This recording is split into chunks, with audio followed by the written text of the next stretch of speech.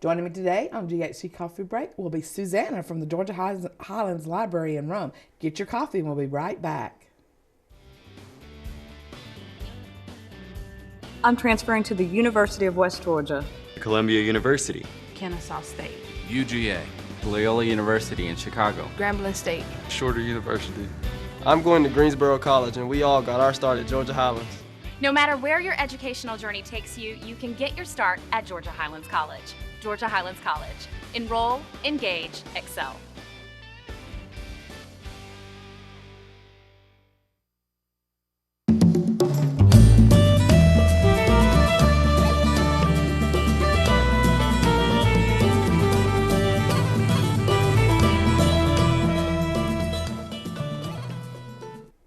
Welcome to GHC Coffee Break. Joining me today is Susanna from Georgia Highlands.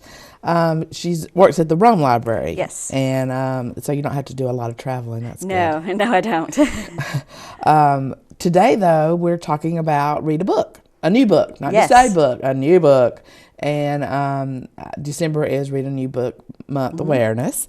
And so you and I think were kind of challenged.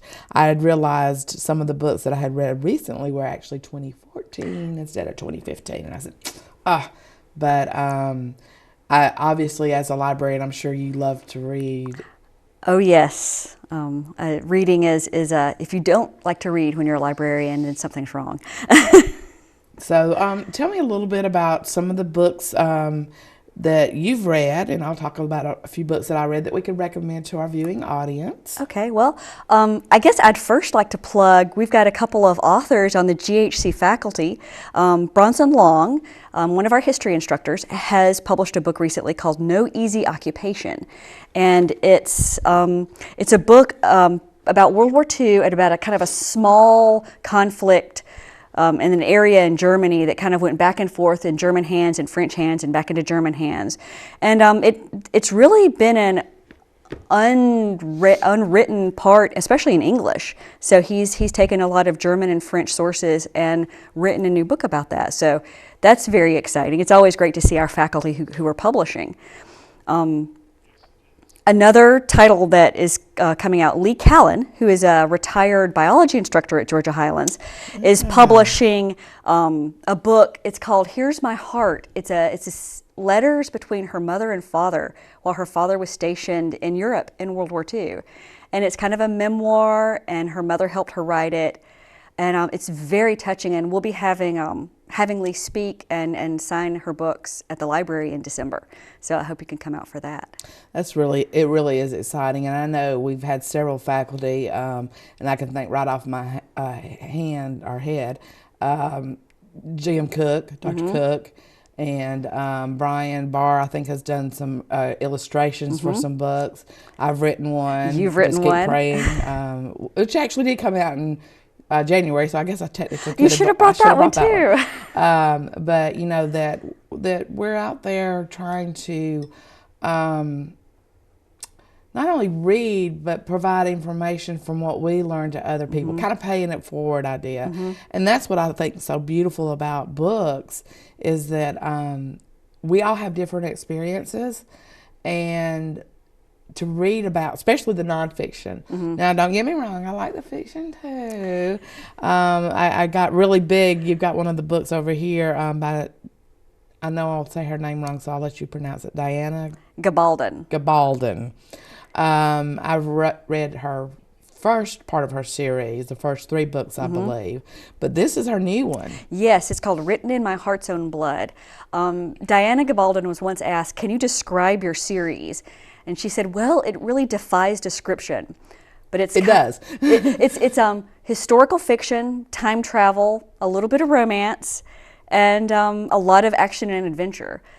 This book actually takes place during the American Revolution.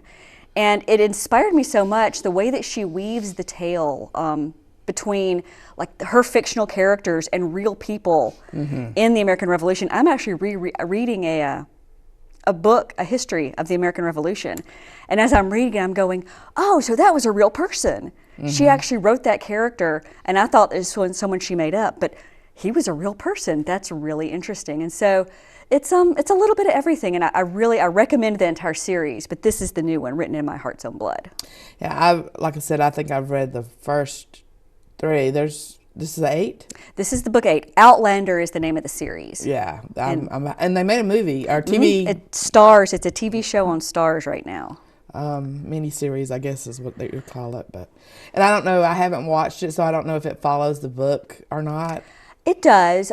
As with many, I mean, her novels are quite long. 800 to 1,000 pages each. So don't expect a quick read in one day.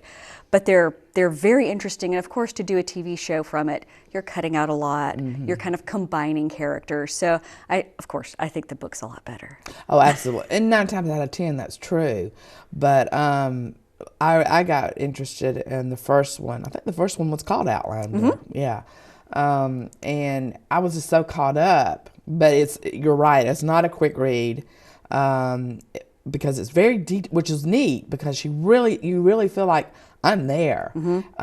So you don't necessarily. I know a lot of times with when they do make series from books that it gives you the visualization. Well, she does it without that. I mean, to me when I'm reading her, I feel like I am right there. And the first book takes place in Scotland in the 1740s. And she can just weave the Scottish countryside in words where you can just close your eyes and see it and just see the beauty of Scotland. And since I've never been there, to me it's like, wow, I feel like, and you do see movies or National Geographic that do show the Scottish countryside. So it's like, yeah, and she's got it right there. So yeah, great author. Yeah. I really enjoy her. Now, another book, I'm going to save this one for later. This one, The Inklings, The Literary Lives of the Inklings. Talk a little bit about that. The book's called The Fellowship. It was written by Philip Zaleski, who is, he's written before about Tolkien, C.S. Lewis, Owen Barfield, Charles Williams. A lot of people who are familiar with J.R.R. Tolkien and C.S. Lewis know that they were friends at one point when they were in Oxford. What a lot of people don't know is that they were actually part of kind of a larger unofficial literary group called the Inklings. And they would they would meet in Tolkien's rooms in college, or they would meet at a pub in little downtown Oxford, and they would talk about what they're writing, and they would criticize each other, and it was like, an old-fashioned, let's hammer each other's stories and make them better. And Tolkien was writing Lord of the Rings. Lewis was writing the Space Trilogy, and he was working on Narnia. Charles Williams and Owen Barfield are less well known. Owen Barfield was a linguist. He really was interested in language and how language impacted stories. And Charles Williams, I guess you could say he wrote supernatural thrillers, and supernatural meaning kind of an intersection between fantasy and spiritual ideas. So a lot of his would be kind of creepy things happening in churches, kind of intersecting. Oh, so I've never read the other two. Of course, I'm C.S. Lewis and Tolkien. Wow, but the other two have. Yeah, so it's a look at kind of how their lives intersected, and along with other people. There are a lot of other folks who came in and out of this group, and it's fascinating to read. Kind of, you wouldn't think that these two iconic authors just kind of hung out together and talked about the stories they were writing. And I think of today, I think people are more protective, I guess, or fearful that somebody's going to steal the idea, because I would love to do that. Having written one book, and I'm actually working on a couple of other, I know it sounds crazy, I have delusions of grandeur, working on a couple of others. One is along the same lines of Just Keep Praying, and another's kind of a Southern novel-ish thing. but I mean, I even hear myself, and it's like I'm protective of it because, gee, I don't want somebody to grab that idea and run with it before I get there. Well, it's interesting. The stories, Tolkien has said more than once in letters and in interviews before he passed away that The Lord of the Rings was not written as an allegory. He's like, these people don't stand for other things. No, Gandalf is not Christ, because he was very against the idea of the allegorical story. Lewis, of course, if you look at his Narnia series, Narnia is the ones I've read. All allegory. and they clashed on that, and they argued back and forth about, is allegory good, is allegory bad? And you can see that they took some of those ideas, but they each went their own direction. Tolkien said, no, I'm going to write a deeply Christian story from a time before Christ, which is what Middle-earth is. So there are tints of it, but it's not overt and it's not allegorical. And Lewis said, well, no, I'm going to write Aslan as Christ, and I'm going to write this story so that every bit of it reflects back to something else. That's because even though J.R. Tolkien was not necessarily writing allegorically, I think as readers through the times has made it allegorical. Oh yeah. I never really thought about that. That's interesting. And that to me, that's what's so good to sit down with people and talk about books, is because you and I can read the exact same thing, and I will perceive it different. I know it's not a brand new book, and I did not bring it with me today, but The Alchemist. Have you read that? I haven't, though. We just got the 25th anniversary in at the library, and I was like, ooh, that's another one that needs to be on my list. Yes, put it on your list, like to the top. I mean, it's that good. I've required it for a lot of my human service students because it is about a personal journey, and I believe life is a journey that we take many different paths to get to a certain destination, and that destination could even potentially change based on these little subtle changes we make throughout our life. My husband uses an analogy of it's like you're going down the road, and especially if you've been driving for a long time like I have, I don't really think about the corrections and the things that I make on the road, the little subtle changes, the curves. I'm constantly, just doing it, but I don't think about it. And I think kind of life is that way, and writing books is that way, is that you make these, and characters make these subtle little changes, and the destination may be the same or different, but it's all about the journey. So to me, that's what's so cool about that. I could talk about books all day. We only have a couple more minutes in this segment, and we'll come back and talk about some more. But tell me just a little bit before we break. What really, were you an avid reader as a child? What really kind of got you started, or what book even? Oh yes, I was an avid reader in kindergarten. When my little classmates were learning kind of the basics of the ABC, I was already reading Dr. Seuss. So I was a precocious child with books, and it never stopped.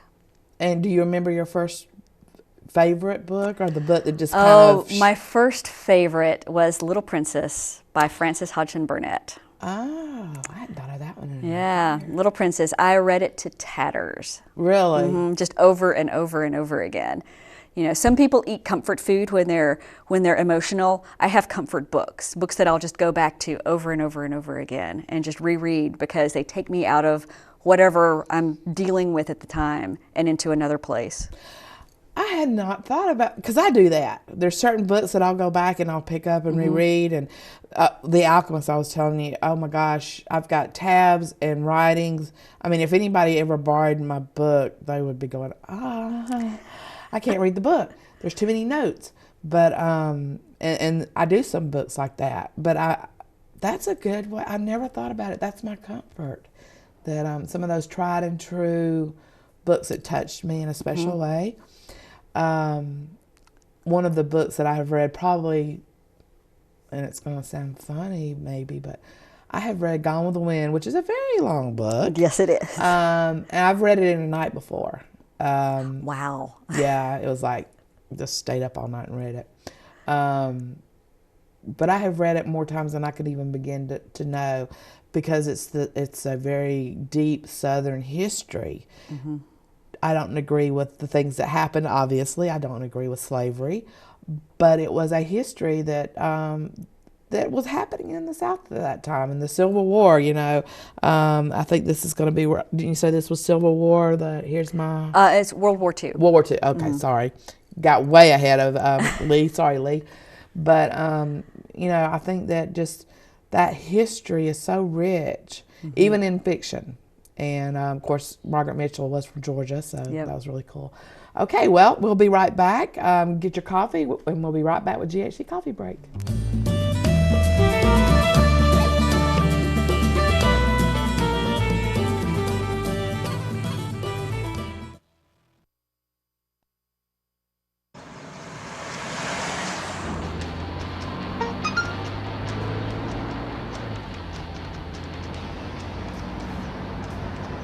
The average text takes your eyes off the road for nearly 5 seconds.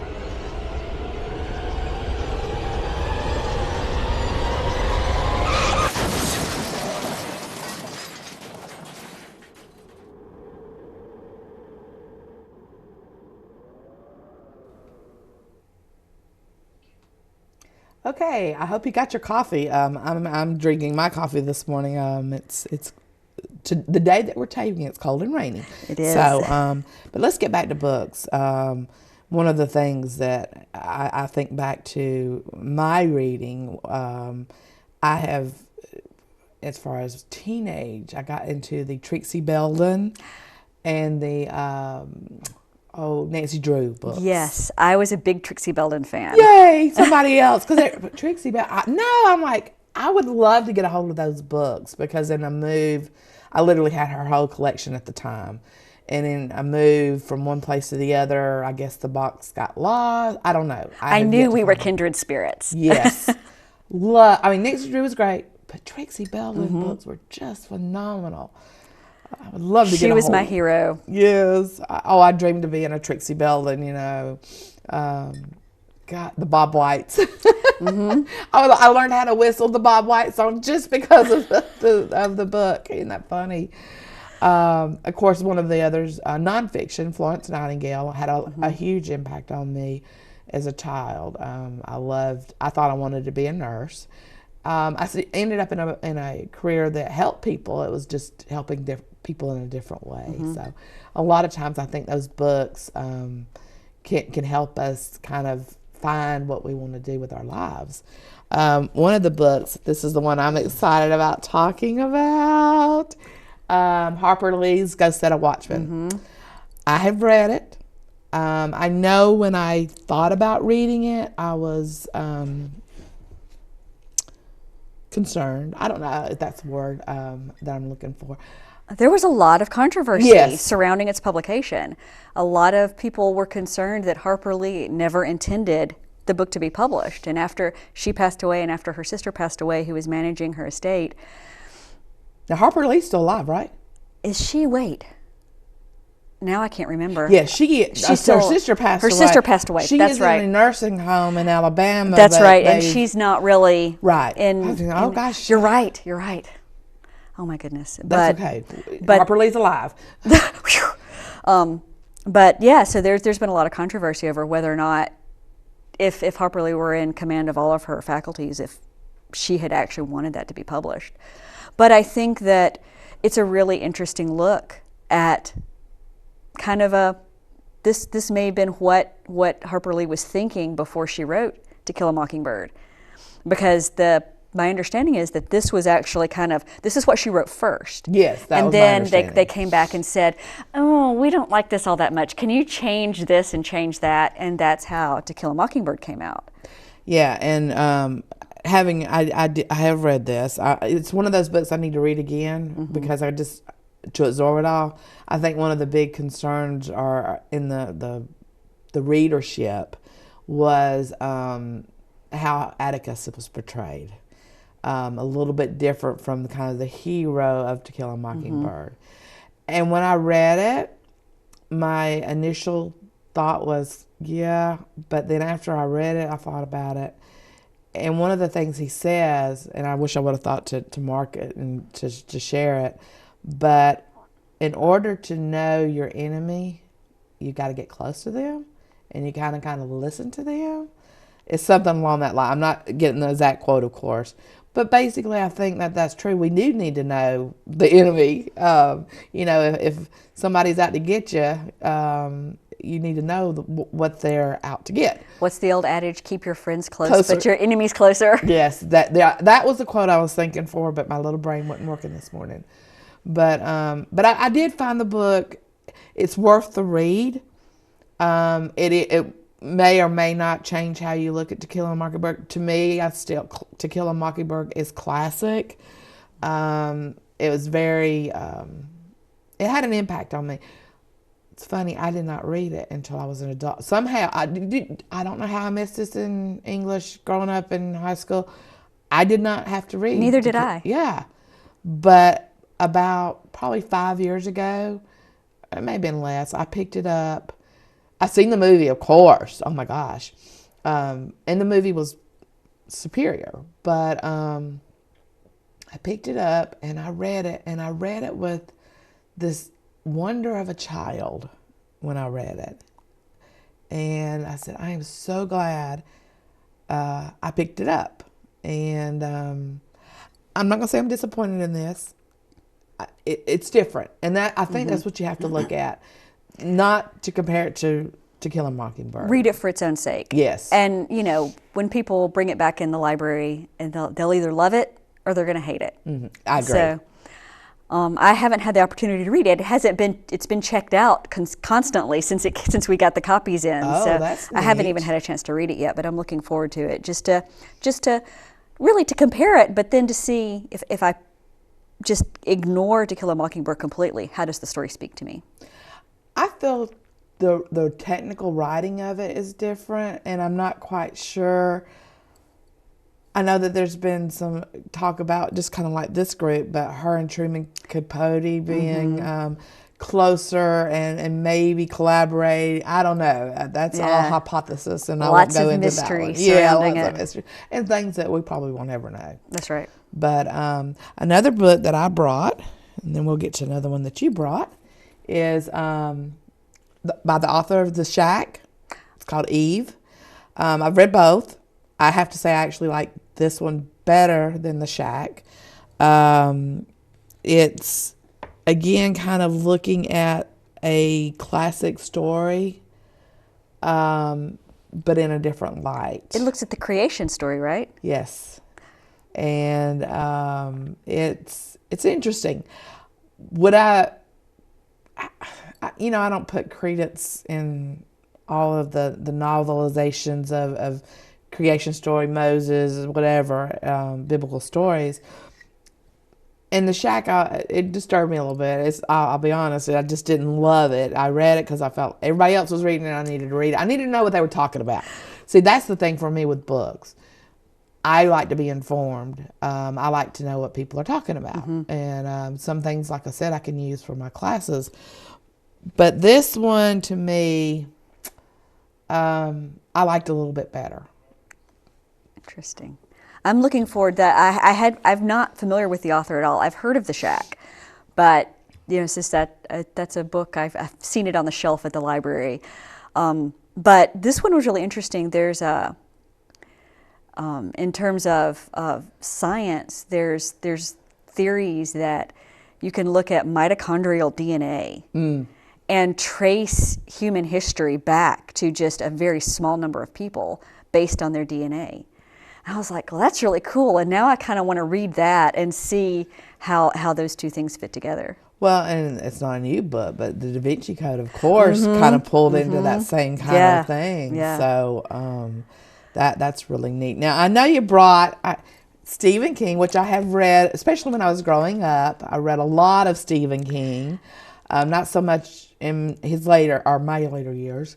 However, The Hearts of Atlantis and The Body, which was made a movie, Stand By Me, Shawshank Redemption. The Green Mile is number one, of course, for me. But let's let you talk a little bit about Stephen King's Stephen book. King, if you like thrillers and just exceptional writing, Stephen King is a great author to read. This is an interesting story. It's a kind of parallel stories taking place in the 1970s and the 1990s about found treasure and lost manuscripts and kind of the length someone will go to to keep the treasure for themselves and to keep the manuscripts and try to claim those as your own. It's a really interesting story. I mean, Stephen King's not for everyone. If he's free with his language. Yeah. And it's obviously, you can tell from the cover that it's a horror. Stephen King is known for his horror, but he is such a great storyteller. I mean, if you think of some of his best known, The Shining, Oh yeah. The Stand, Cujo, Carrie, Oh yeah. you know, that he can just weave a story, and even though it can be completely fantastical, you're like, you know, That could I wonder if that could happen. really happen. Yeah, yeah, and unfortunately, sometimes he gets me because he'll the story is great, but then he'll make that one last jump where it's okay, this can't happen. Yeah. Whereas Dean Koontz, who I also like, Yes. seems to be a little bit more centered on not going over the line. He'll walk it real close. I didn't bring Dean Koontz because he hasn't, the book that was published in 2015, the library doesn't have a copy of. Oh, But he's got a series called Odd Odd Thomas. I love that series. And it's not a new book, but if you're looking for just a delightful read, you should read the first Odd Thomas book, and then you won't be able to stop. Yeah. Oh, yeah. I'm behind. You know, the last one's out. Oh, okay. Saint Odd Is it came the out. last one? See, what I need to do, and this is what I tend to do when I know a series like Harry Potter. Oh my gosh, when it came out, I didn't read them the first years. I read them when she had already written maybe the 3 of them, and then I picked them up number 1, 2, 3, and then I was like, oh my God, where's number 4? You know, just that. Ugh. So what I'm going to do with Odd Thomas is I do have the first couple. I'm going to go back. What number is this? Do you know? I don't remember how many there are. There are 6 or 7. Okay, so And Saint Odd is the one that just came out, and Okay. it's the just came out within the last year or so, and it's the final installment of the Odd Thomas books. well, I when I saw the writing on the wall that there's going to be more, I just said, okay, I got to stop because I can't stand Not the knowing, cliffhangers. Yeah, I know. Oh my gosh, that's why this is the Diana Gabaldon book that we were talking about earlier. This is not the last one. Oh, She's in the middle of writing number 9 now. So if you want a complete story, yeah. of course there are 8 books, and it could take you a long time to get to get there. By the time. And unfortunately, our time is about up. We only have a couple seconds left, but I'm going to get the signals that say shut up. But a lot of great stories, a lot of great books. And they're all available in the library, and it's open to the community, and we hope you stop by and check some out. All right, get your coffee, and we'll be right back.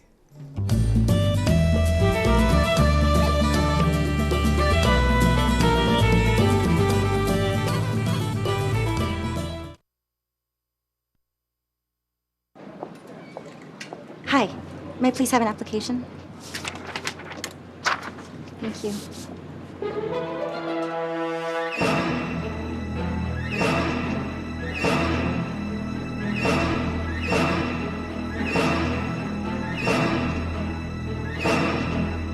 Skip the drama.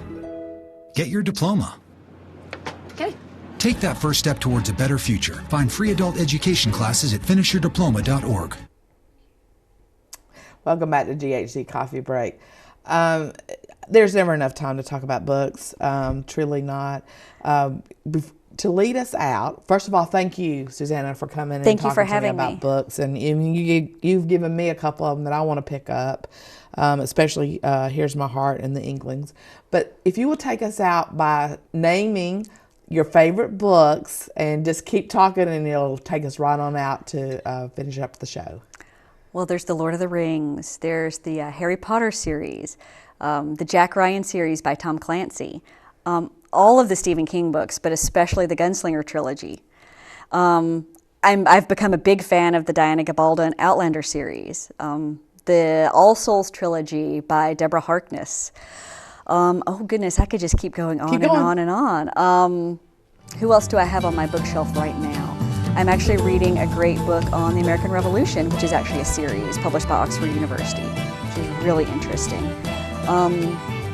I like Dean Koontz. I like just more and more. I can't stop.